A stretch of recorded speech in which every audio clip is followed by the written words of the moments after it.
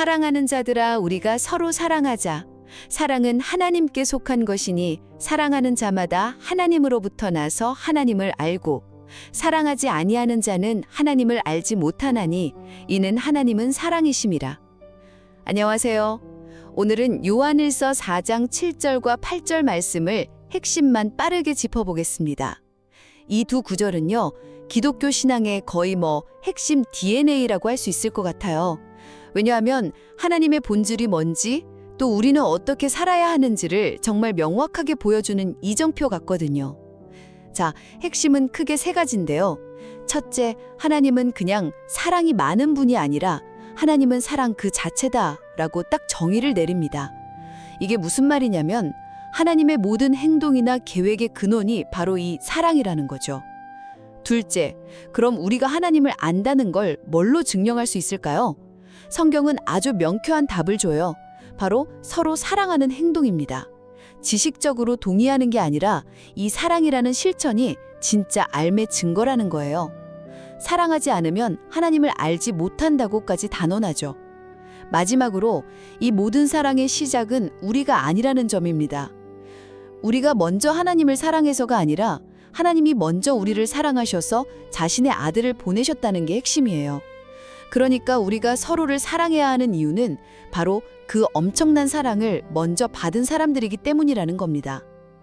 결론적으로 요한일서 4장 7, 8절은 하나님의 본성이 사랑이며 그 사랑을 실천하는 것이야말로 진정한 믿음의 증거임을 선언하는 강력한 메시지입니다. 들어주셔서 감사합니다. 잠시 후 이 주제에 대한 심층 분석이 이어집니다. 사랑하는 여러분, 서로 사랑합시다. 사랑은 하나님에게서 오는 것이기 때문입니다. 사랑하는 사람은 모두 하나님에게서 나서 하나님을 알지만 사랑하지 않는 사람은 하나님을 알지 못합니다. 그것은 하나님이 사랑이시기 때문입니다. 요한일서 4장 7절과 8절 말씀입니다. 안녕하세요. 여러분과 함께 말씀의 깊이를 탐험하는 시간입니다. 방금 들으신 이 두 구절, 어쩌면 되게 익숙하게 느껴지실 텐데요. 오늘은 이 짧은 문장들 속에 담긴 그 엄청난 의미를 하나하나 한번 같이 풀어가 보려고 합니다. 네, 서로 사랑하라. 이 말은 참 많잖아요. 근데 이 구절은 그 이유를 아주 명확하게 하나님에게서 찾고 있어요. 사랑이 도대체 어디서 시작되는지, 또 우리 삶과 어떤 관련이 있는지 그 본질을 한번 따라가 보는 시간이 될 것 같습니다. 좋습니다. 자, 그럼 이걸 한번 풀어보죠. 첫 구절이 사랑은 하나님에게서 온다고 선언하잖아요. 우리가 일성적으로 느끼는 좋아함이나 애정, 이런 감정과는 뭔가 다른 아주 특별한 의미가 있는 것 같아요. 맞습니다. 여기서 말하는 사랑은요, 인간의 어떤 노력이나 감정에서 비롯된 게 아니에요. 그 근원이 바로 하나님이라는 점을 아주 분명히 하고 있죠. 이건 우리가 만들어내는 사랑이 아니라 우리에게 이렇게 흘러 들어오는 좀 신적인 사랑을 의미한다고 볼 수 있습니다. 아, 그러네요. 단순히 무언가를 좋아하는 것과 사랑하는 것의 차이를 생각해보게 되네요. 좋아하는 걸 위해서는 내 걸 희생하기가 좀 어려운데 성경이 말하는 사랑에는 항상 그 자기 희생과 헌신이 담겨 있잖아요. 그렇죠. 바로 이런 사랑이 하나님에게서 온다는 거군요. 그렇습니다. 특히 이 사랑은 자격 있는 사람에게만 주어지는 게 아니에요. 오히려 아무 자격 없는 우리에게 먼저 주어졌다는 점에서 그 특별함이 있죠. 먼저요. 네, 하나님의 본성 자체가 사랑이기 때문에 그 사랑이 우리에게까지 그냥 흘러넘치는 겁니다. 여기가 정말 흥미로워지는 지점인데요. 네, 7절에 이어서 사랑하는 사람은 모두 하나님에게서 나서 하나님을 안다고 말하잖아요. 그렇죠. 이건 마치 사랑하는 그 행동 자체가 우리가 하나님하고 연결되어 있다는 어떤 증거다라고 말하는 것 같아요. 아주 정확한 표현이세요. 이건 사랑이 하나님과의 관계를 증명하는 시금석 같다는 의미예요. 시금석이요? 네, 머리로만 아는 지식이 아니라 삶으로 사랑을 실천할 때 비로소 우리가 하나님에게서 낳고 하나님을 안다, 이렇게 말할 수 있다는 거죠. 마치 가족은 서로 닮는 것처럼요. 하나님의 자녀라면 사랑이라는 가장 중요한 특징을 닮아간다는 뜻입니다. 와, 비유하자면 사랑이 우리 영혼의 DNA 같은 거네요. DNA요? 네, 부모의 특징을 자녀가 물려받듯이 우리가 하나님에게서 태어났다면 사랑은 우리의 본성이자 또 정체성의 표현이 되는 거군요. 그 비유 정말 좋네요. 영적인 DNA.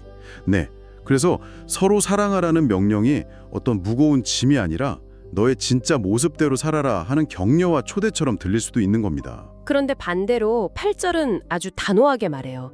사랑하지 않는 사람은 하나님을 알지 못한다. 굉장히 강한 표현이라서 조금 놀랍기도 합니다. 근데 논리적으로 보면 이게 당연한 귀결이에요.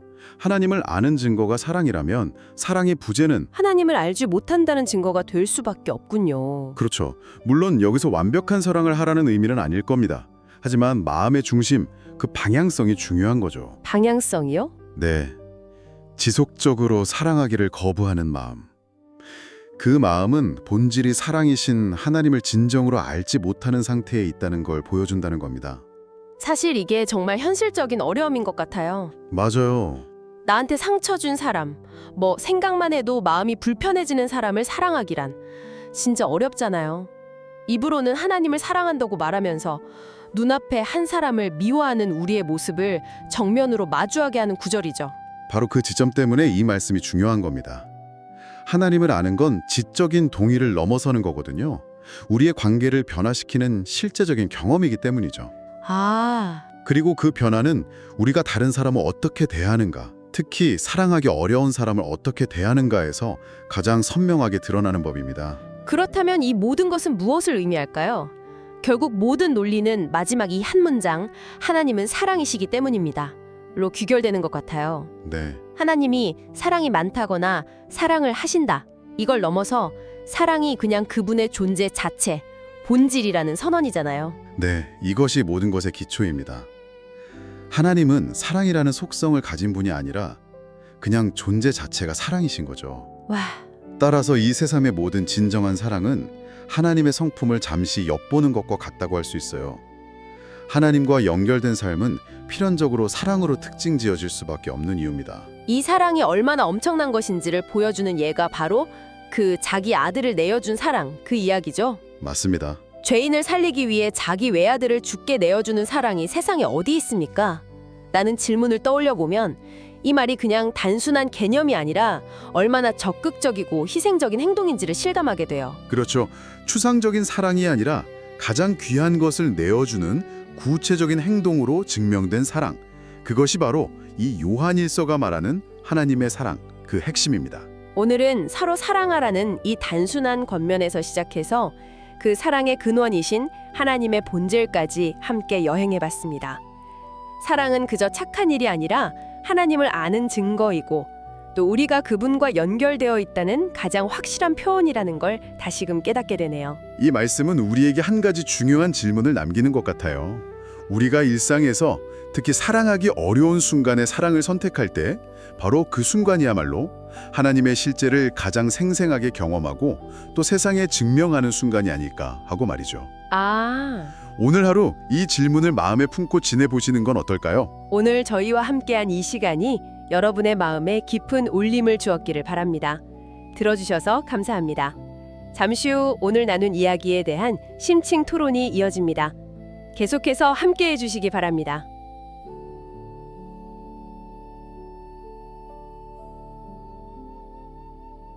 디베이트에 오신 것을 환영합니다. 하나님은 사랑이시다. 아마 기독교 신앙의 모든 것을 단 한 문장으로 요약해야 한다면 이보다 더 좋은 문장은 없을 겁니다. 근데요, 우리가 이 말을 너무 자주 들어서 오히려 그 깊이를 좀 놓치고 있는 건 아닐까요? 오늘 저희는 방금 읽은 요한일서 4장의 말씀을 가지고 이 선언의 진짜 의미를 한번 깊이 파고들어 보려고 합니다. 이 말씀이 말하는 사랑이라는 게 과연 뭘까요? 하나님에게서 오는 어떤 신비로운 본질, 우리 존재 자체가 변화되는 영적인 상태를 의미하는 걸까요? 아니면 눈에 보이는 이웃을 향해 우리가 반드시 행해야 하는 그런 구체적인 행동 강령에 더 무게가 실려 있는 걸까요? 저는 오늘 이 사랑을 하나님의 본질적인 속성이자 그분과의 깊은 연결을 통해 우리 안에 자리 잡게 되는 존재론적 상태라는 관점에서 이야기해 보겠습니다. 네, 저는 조금 다른 각도에서 접근해 보려고 하는데요. 그 모든 신비로운 의미를 품고 있는 사랑이 결국 우리 삶에서 서로 사랑하는 구체적인 행동으로 나타나지 않는다면 그건 아무 의미가 없다는 관점입니다. 이웃을 향한 의지적인 실천이야말로 우리가 하나님을 안다는 유일하고도 가장 확실한 증거라는 점을 오늘 한번 말씀드려보고 싶습니다. 네, 좋습니다. 저는 이 말씀을 볼 때마다 사랑은 하나님에게서 온 것이라는 그 첫 구절에 마음이 멈추곤 해요. 우리가 흔히 생각하는 사랑, 그러니까 누군가를 좋아하는 감정이나 돕고 싶은 마음과는 아예 출발점부터가 다르다는 거죠. 요한은 사랑하는 사람이 하나님에게서 났다고 말하잖아요.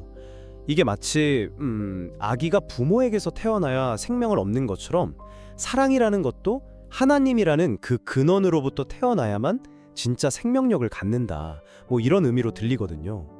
그래서 8절에서 사랑하지 않는 사람은 하나님을 알지 못한다는 말이 더 무겁게 다가오는 거죠. 이건 단순히 착한 일을 안 하면 벌 받는다는 차원의 경고가 아니에요. 하나님을 모르면, 아니 그분과 연결되어 있지 않으면 애초에 이 진짜 사랑을 할 수 있는 능력 자체가 없다는, 어떻게 보면 굉장히 근원적인 선언인 셈입니다. 우리가 말하는 헬라어 아가페라는 개념도 바로 이 지점에서 출발하는 거고요. 인간적인 애정, 에로스나 필리아와는 구별되는 조건 없고 희생적인 사랑. 이건 우리 힘으로 만들어낼 수 있는 게 아니라 신적인 본질에 닿아 있을 때만 흘러나오는 거라고 생각합니다. 네, 그 말씀에 충분히 공감합니다. 사랑의 근원이 하나님이라는 점, 그걸 부정할 수는 없겠죠. 하지만 저는 요한이 그 장엄한 선언을 하기 전에 던진 첫 마디에 더 주목하고 싶어요. 바로 사랑하는 여러분, 우리가 서로 사랑합시다라는 아주 구체적인 권고이자 명령입니다. 사랑은 이런 것이다라고 설명하기 전에 먼저 사랑하자고 촉구하고 있는 거죠. 이건 사랑이 우리가 가만히 앉아서 받거나 깨닫기만 하는 수동적인 상태가 아니라 의지를 가지고 움직여야 하는 능동적인 과제라는 걸 분명히 보여준다고 생각해요. 요한일서 전체를 읽어보면 이런 관점은 더 명확해지죠. 특히 바로 뒤에 나오는 4장 20절 말씀, 눈에 보이는 자기 형제자매를 사랑하지 않는 사람이 보이지 않는 하나님을 사랑할 수는 없습니다.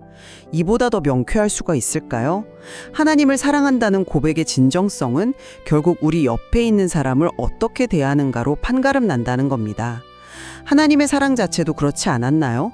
우리를 사랑하신다는 추상적인 개념이 아니라 독생자를 이 땅에 보내신 구체적인 사건, 즉 행동으로 그 사랑을 보여주셨잖아요. 그렇다면 우리도 마찬가지 아닐까요? 관념적인 사랑이 아니라 손과 발이 움직이는 사랑이야말로 이 본문이 우리에게 요구하는 핵심이라고 봅니다. 물론 행동이 중요하다는 점은 저도 전적으로 동의합니다. 하지만 여기서 우리가 한 걸음 더 들어가 봐야 할 게 있어요. 그 행동을 진짜 아가페로 만드는 건 과연 뭘까요? 근원 없이 흉내만 내는 사랑은 결국 우리를 지치게 만들거든요. 더 위험한 건 자칫하면 내가 이만큼 선한 일을 했으니 하나님께 인정받을 자격이 있다고 생각하는 일종의 거래관계, 즉 율법주의로 변질될 수 있다는 거죠. 그래서 요한은 행동을 말하기 전에 먼저 근원을 확실히 하는 겁니다. 하나님의 사랑 안에 거하는 것이 먼저라고 말이죠. 그 신적인 사랑에 푹 잠겨 있을 때 우리의 행동은 비로소 억지로 쥐어짜는 노력이 아니라 잘 익은 열매처럼 자연스럽게 맺히는 것이 되지 않을까요? 근원 없는 표현은 결국 공허해질 수밖에 없다고 생각해요. 말씀하신 율법주의의 위험은 저도 경계해야 한다고 생각합니다. 하지만 반대로 생각해 볼 수도 있지 않을까요? 그 근원이라는 것, 하나님과의 신비로운 연결이라는 게 눈에 보이지 않는다는 게 문제죠. 그렇다면 그 연결을 우리가 어떻게 알고 또 다른 사람이 어떻게 알 수 있을까요? 요한은 바로 서로 사랑하는 행동을 통해 그 증거를 찾으라고 말하는 것 같아요. 말로만 나는 하나님과 깊이 연결되어 있어 라고 하면서 정작 취해 떠는 이웃에게 입을 옷 하나 내어주지 않는다면 그 말을 누가 신뢰하겠어요. 어쩌면 행동이야말로 그 보이지 않는 근원을 세상에 보여주는 유일한 언어 아닐까요? 그렇다면 이런 질문이 생기는데요. 하나님을 알지 못하는 사람 혹은 믿지 않는 사람이 정말 헌신적이고 이타적인 행동을 하는 경우는 어떻게 봐야 할까요? 우리는 주변에서 그런 분들을 종종 보잖아요. 그분들의 행동은 너무나 귀하고 선한 것이지만 과연 요한이 말하는 하나님에게서 난 사랑과 본질적으로 같다고 할 수 있을까요? 제 관점에서 보자면 그 행동의 본기가 신적인 아가페가 아니라 인간적인 깊은 연민이나 투철한 윤리의식에 기반할 수 있기 때문에 구분해서 봐야 한다고 생각해요. 성경이 말하는 사랑은 단순히 착한 일을 넘어서 구원과 영원한 생명이라는 더 깊은 신학적 차원을 담고 있으니까요.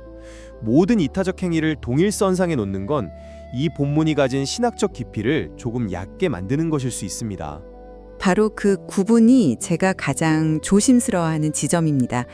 우리가 어떻게 다른 사람의 마음속 깊은 동기까지 판단할 수 있겠어요? 저 사람의 헌신은 인간적인 동기고 이 사람의 헌신은 신적인 동기이다라고 판정 내리는 건 어쩌면 굉장히 교만한 태도일 수 있잖아요.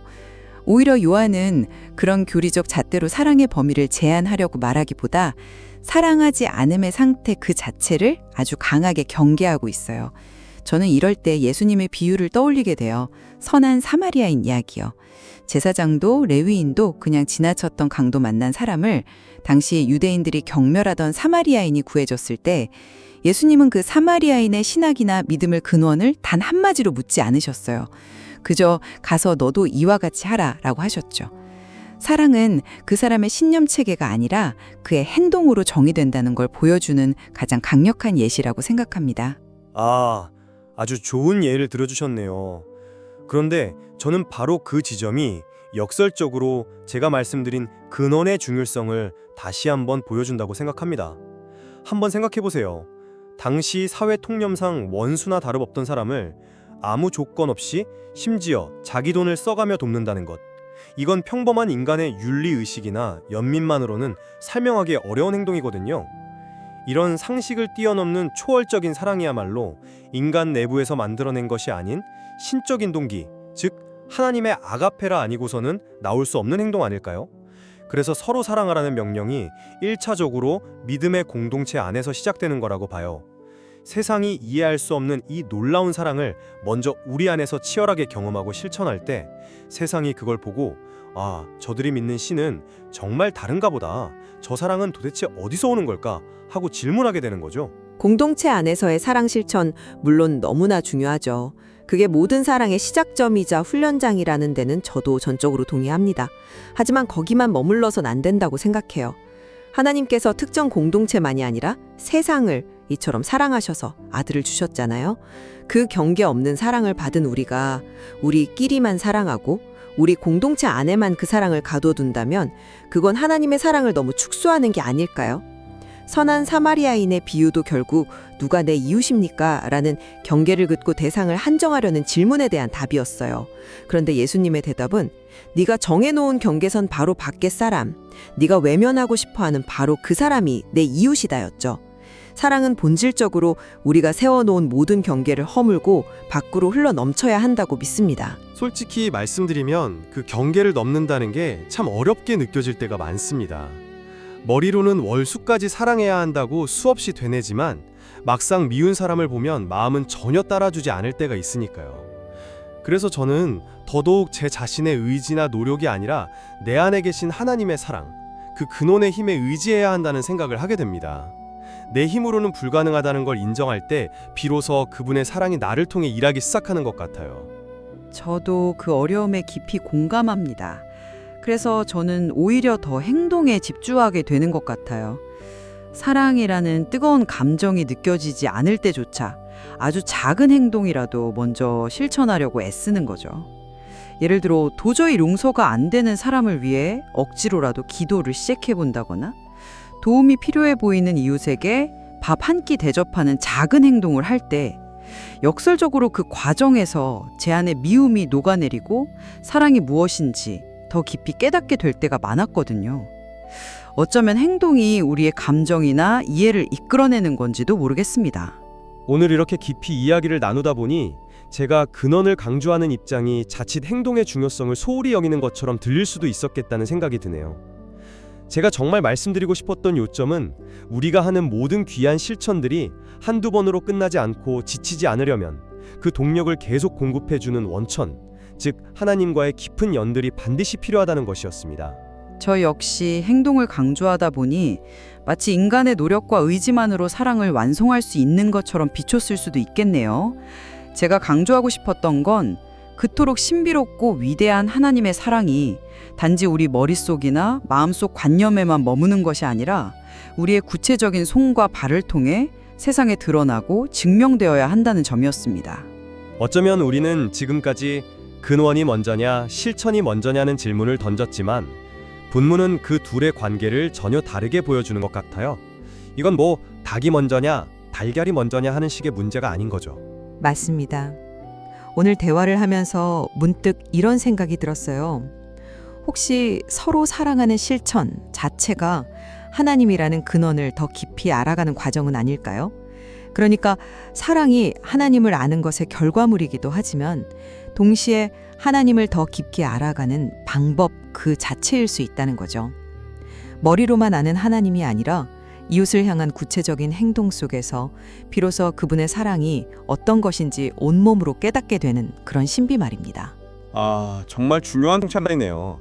사랑의 근원을 알기에 사랑을 실천하는 것이고 또 사랑을 실천함으로써 그 근원의 깊이를 더 알아가는 것, 이 둘은 분리할 수 없는 하나의 순환고리처럼 연결되어 있는 것 같습니다. 이 말씀은 우리에게 사랑의 깊이와 넓이를 끊임없이 함께 고민하라고 도전하고 있네요. 네. 이 짧은 두 구절 안에 정말 우리가 평생 고민하고 살아내야 할 숙제가 담겨 있는 것 같습니다. The Debate를 들어주셔서 감사합니다.